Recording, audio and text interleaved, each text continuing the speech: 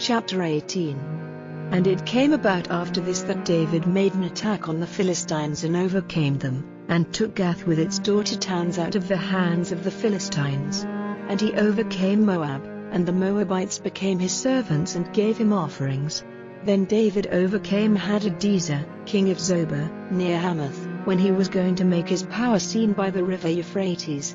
And David took from him 1,000 war carriages and 7,000 horsemen and 20,000 footmen, and he had the leg muscles of all the horses cut, keeping only enough of them for 100 war carriages. And when the Arameans of Damascus came to the help of Hadadezer, king of Zobah, David put to the sword 22,000 Arameans.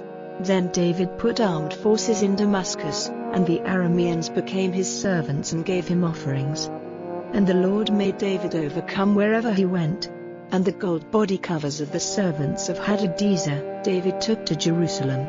And from Tiphath and from Kun, towns of Hadadezer, David took a great store of brass, of which Solomon made the great brass water vessel and the brass pillars and vessels. Now when Tu, king of Hamath, had news that David had overcome all the army of Hadadezer, king of Zobah, he sent his son Hadoram to King David, to give him words of peace and blessing, because he had overcome Hadadezer in the fight, for Hadadezer had been at war with Tu.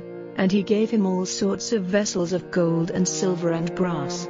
These King David made holy to the Lord, together with the silver and gold he had taken from all nations, from Edom and Moab and from the children of Ammon and from the Philistines and from Amalek.